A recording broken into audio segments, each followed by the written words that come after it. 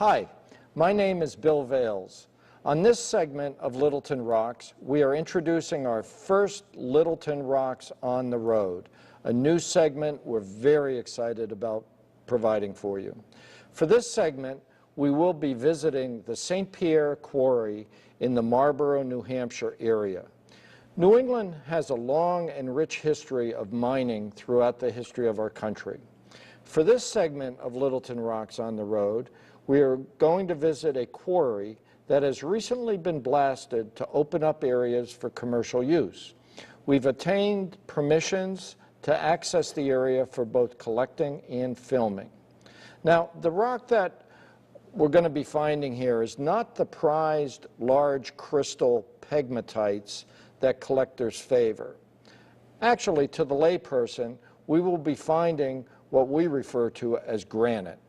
Granite is the mostly coarse-grained, light-colored rock with pieces of mica, quartz, and feldspar and other accessory minerals. However, to the geologist or rock specialist, which is a petrologist, we anticipate finding diorite and granodiorite, which are referred to as granitoid rocks. Granites are classified based on mineral composition, grain size, color, and numerous other attributes. Check out the more technical description of the area we will be visiting, and I quote, "The general geology of Marlborough, New Hampshire are granitic rocks called quartz diorite and granodiorite, belonging to the so-called Oliverian magma series of the Middle Devonian period. The rocks are characterized by coarse crystalline schists and gneisses." I love the terminology. But more on the composition of granite in a future show. Informal reconnaissance of this area indicates we will be in the general region where there's metamorphic and igneous rock. Now, what I want to show you is one of the reconnaissance tools that I use before we visit the site. The United States Geologic Service, USGS, makes available a mapping tool that provides information on the underlying rock in each of the 50 states. And I'm going to show that to you right now. Okay. So here's the URL, and that'll be included in the show. And it provides for us a list of states, and of course we're going to select New Hampshire because that's where we're going. So we go to New Hampshire, and we see a map of New Hampshire presented, and it has various colors. Now those different colors are rock types. Okay. Now for displaying this, you go down to the view that says Show in a web browser window. You click on that, and you'll be provided a close-up map. Now, at this point, you need to select the overlays that you'd like. And what I want is, I want all the overlays. So shaded relief, contacts, rivers and lakes, roads, and cities, which are very helpful. Unfortunately, it doesn't label highways, but it does label cities, and you can see the highways, but they're not labeled. Okay, so I now go to the plus and the minus side over here on the left side of the screen, and that's going to allow us to zoom in on areas of the map. So I'm going to zoom in. And here I am zooming in, and you see the towns now appearing. Okay, so let's go to the area that we're going to, which is Marlborough. And here we are, Marlborough, New Hampshire, in the vicinity of Keene, and of course, Mount Monadnock. Okay, now each of these colors represents a different rock type, and normally what I do is I press on all the different colors around the area that we're visiting. For example, I'm going to click on this right here, this color here, which is by Troy, sort of between Troy and Marlborough, and you'll see another window opens up.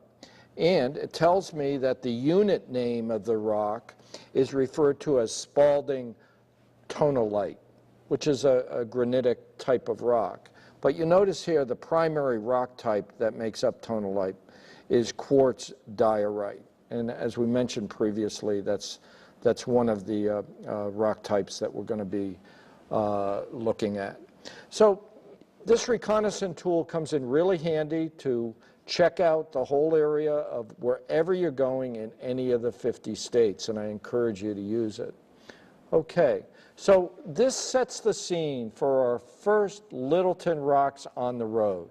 We are very excited to bring this to you, so sit back, relax, and enjoy our first Littleton Rocks on the road.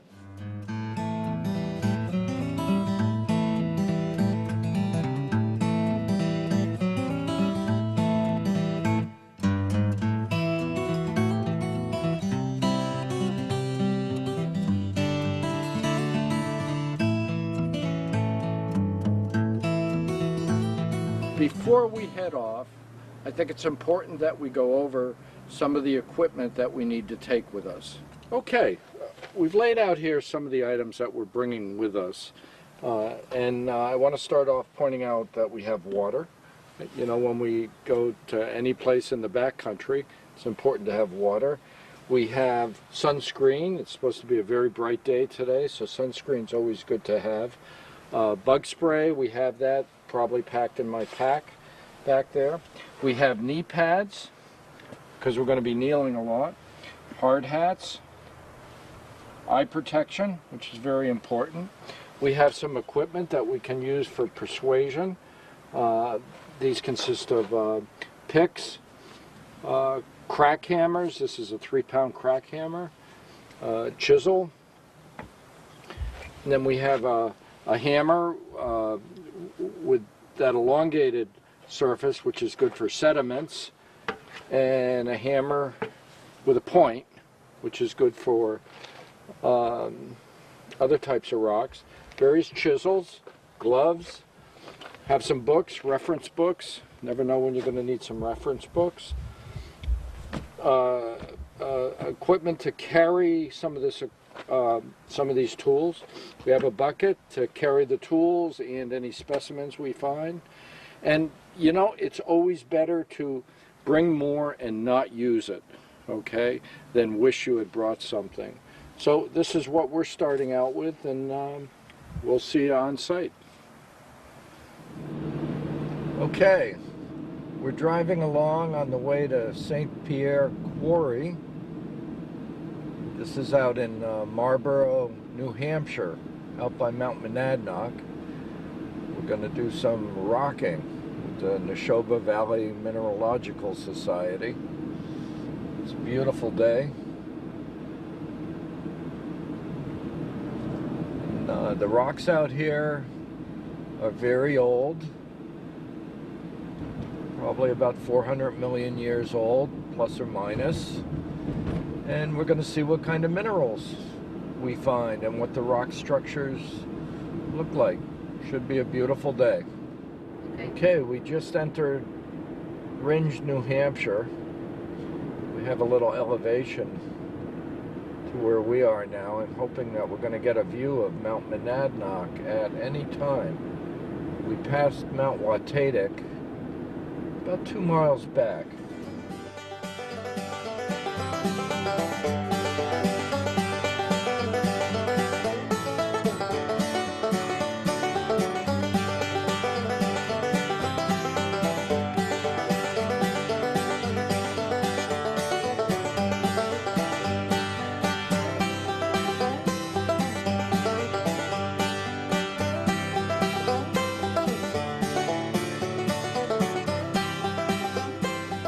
Hi, Bill Vales here.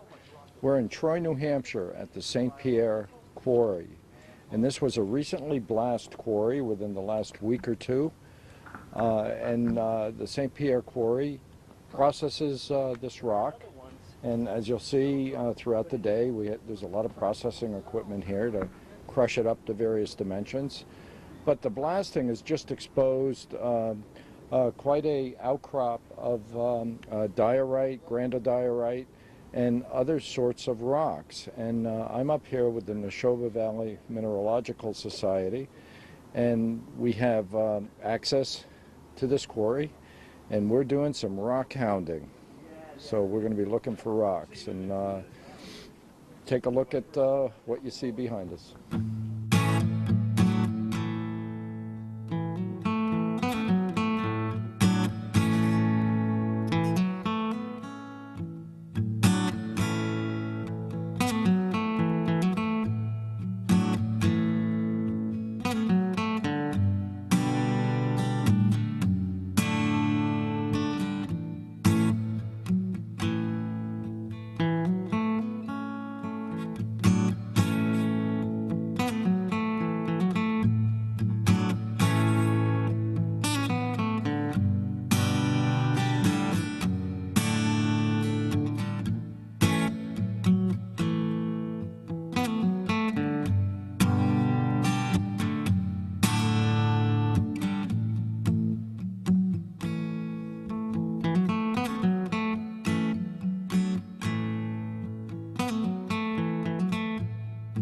Okay, I'm up here with Jim Picara, who is the trip organizer, and Jim, this is a great spot. Thanks for having us up here. Jim's a member of the Neshoba Valley Mineralogical Society.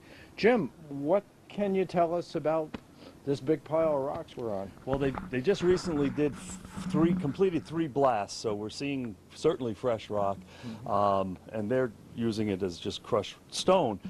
But behind us here, there's definitely a few pegmatite veins, and that's why I came up here, was just to see how if there was any coarse grain crystals in them. Yeah. And it's pretty much fine grained. So this is a metamorphic rock, or a lot of mica schist. There's some greens, there's some blues. This is a beautiful blue piece that I have. So it's just it's enjoyable to look at, but we're not going to find any crystals of large size. Yeah. I do see some nices. I always have to use that line. Nices. Yeah. Yeah. Jim, can you answer for me this pipe here?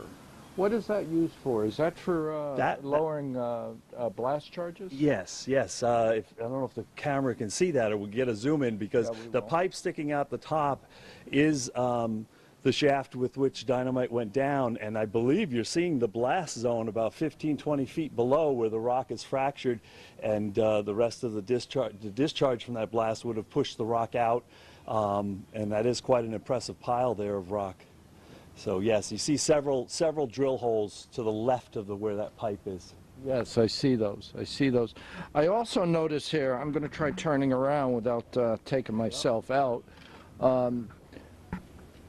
But over here, some beautiful veining. Yes. In the rock there. The rock is a little bit darker. The months are beautiful rust colors. There's a lot of iron in here that leaches down and oxidizes. And you can see that's where a lot of the rock cleaves during the blast, because a lot of what we're looking at here does have an orange side to it. But yeah, those veins are covered on both sides with a mica schist that's probably 50-50 biotite muscovite, and this is probably the largest piece that I found. This is the dark side. I don't know if the camera can see that. And then there's also the dark side on here. So that is one of those veins up there. Very fine grained. It almost looks like it could be a countertop. Now the fine grain versus coarse grain is indicative of the speed of the cooling. Correct. Of the solution. So a fine grain, it's my understanding, would have cooled, let me think, faster. Correct. Yeah, the big pegmatites here in southwestern New Hampshire that had slow cooling, and I'm not an official geologist, but they said it could take up to 1 million years, allows for the large crystalline growth. And they just grow and grow. Yeah. And they intertwine. We don't have pockets here. Matter of fact, that's something that you're not seeing other than that blast area. There's not holes within which crystals grow like you get in Maine. Beautiful day to be out here. Oh, first day of spring, I think. First day of spring. Feels like it. I know some of the rock here is diorite and granodiorite, which is plutonic, which would be igneous rock. And I'm sure some of that has been under the pressures of metamorphism, giving us the gneisses. And when you look at the contortions that some of this rock has been through, there's some kind of pressure going on. Yes, You which know? leads to that metamorphosis. Yeah, this Monadnock quadrangle that we're in, Yeah. and we're in the Schuylkill River valley right here, which is the South Fork of the Schuylkill River. This afternoon, we'll be at the North Fork. But anyway, it does contain those igneous rocks, and you can definitely tell there's a tremendous lift here because everything seems to be on Yes. on a cleavage. Yeah. You know, even here, almost I'd say It's 60 almost degrees. vertical. Yeah, or spot. yeah, that's almost Yeah. 90. Yeah. So Yeah, lots of compressional forces. Well, let's keep digging, and we'll revisit when the day is making right. progress. Thanks, Jim. yes, thank you, Okay. Bill. Well, here I am sitting down, and I have to say, this is not a comfortable position.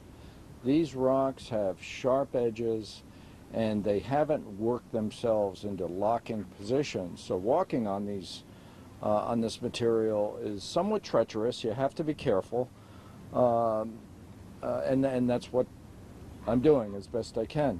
What I have in my hand here, as I said, this is a place that blasting has just occurred within the last week or so. Oh man, does this hurt? Okay.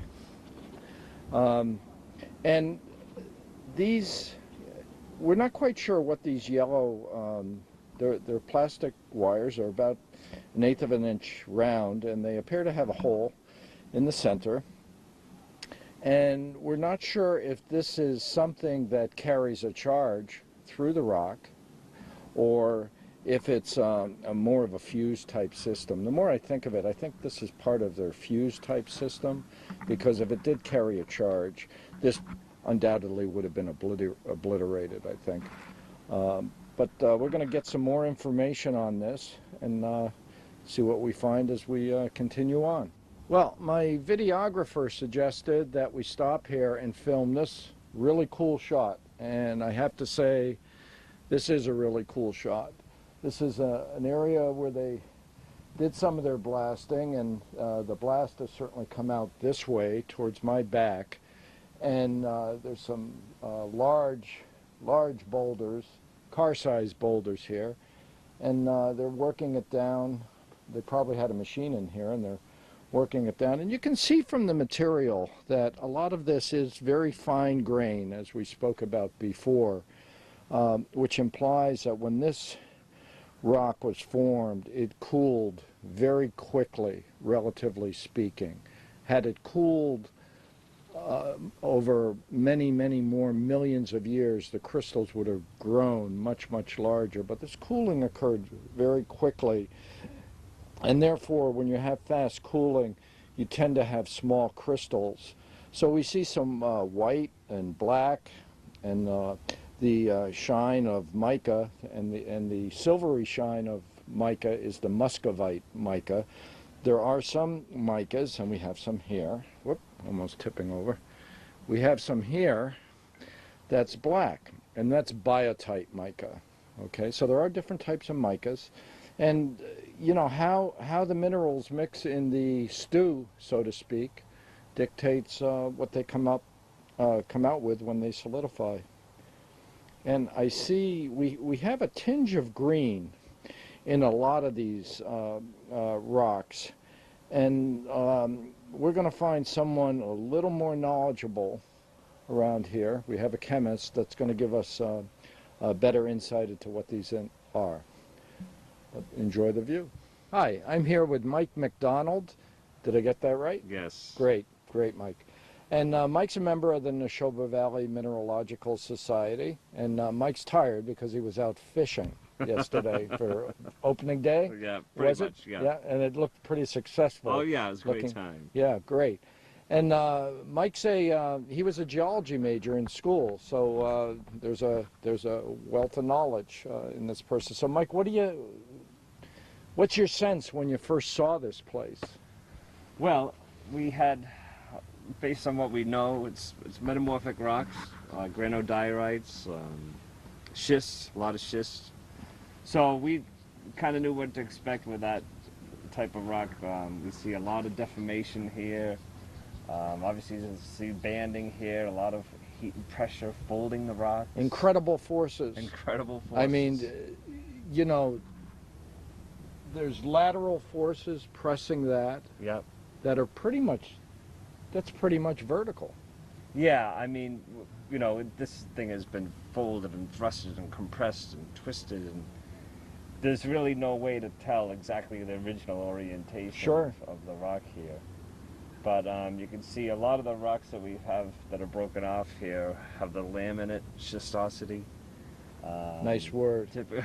Schistosity. I like that. Yeah. Typical of what we'd find in some Yeah. metamorphic rocks. So, Yeah, pretty when, neat. I guess when that compression occurs, like minerals tend to congregate together Sure. to give us, you know, kind of that, Lineation. lineation of each Sure. type. So as the rocks are being formed under heat and pressure, the mineral types that crystallize under those temperatures and pressures will show themselves. So we saw in schistose, we see a lot of mica crystals, you know, amphibole, iron magnesium type minerals with platy cleavages. So it forms that kind of lineation. Yeah, like that a mica, cake. you can cleave Yeah. it off in sheets, but Correct. it doesn't go that way Right. very much. Yep. It'll Yeah. have a tendency to called platy cleavage to line up parallel with the forces there. So Now, I notice here two different types of micas. I notice the shiny Yep. type, which I believe is muscovite, that's correct. and the black is Biotite. biotite. Yep. There's all different mica types. Typically, the muscovite, you know, there's a potassium type mica, and then you have the biotites, a little more iron magnesium type. I see. So there's those gradations in that stew, Yeah. you know, and you'll get different types That's of correct. micas and minerals. Yeah. Yeah. What do you think of this operation in general? Well, I don't know. I mean, it looks pretty massive. This is my first time to a working quarry, so yeah. I mean, it's a pretty massive undertaking. Blasting of the rocks. Yeah. And stuff. I notice underfoot the rock has yet to settle in, and you have to be really careful. Oh, absolutely. I mean, yeah. it's, Whenever you go to a site like this, really safety Yeah. first. Yeah. I see you have your That's it. glasses, your hard yeah. hat, Right. your vest. That's correct. Yeah. Yeah. You got to have all this stuff. Yeah. You never know. Even all this loose rock, it's not stable. Right, stuff, absolutely. So, yeah. Well, look, Mike, get out there digging. All right. Thanks for some time, and we'll Thanks. catch you later on. Very good. Thank you, Mike. Hi, I'm here with Ed Domit and Ryan Domit, and Ed has what appears to be a pretty interesting find, but Ryan is probably the one that found it. Is that right? Oh, yeah. Okay. What do you think you have there, Ed? I think it's a schorl, which would be a black tourmaline. Black tourmaline. And it, I have to say, in terms of its crystal faces, that seems pretty well formed. Mm. I mean, you see the 6 sides, right? Hexagonal. Mm-hmm. It's not terminated, but Hey. That's great. And where did you find this? in his father's pocket. Yeah. Great. What do you think of this operation? This is great. Yeah. Yep, a lot of work. And you guys are new members to the Neshoba Valley Mineralogical are. Yeah. Society. Mhm. That's great. Yeah. That's great. Well, I guess we're getting ready to head off to another Yep, stop in our journey. So, okay. great, thank you. See you at the next stop. Well, we've had a great day of collecting at the St. Pierre mine, and we're going to shove off now. I've got some nice examples of diorite. I've got some banded gneiss here, and I can't wait to get back and look at these. So we'll see you next time on Littleton Rocks.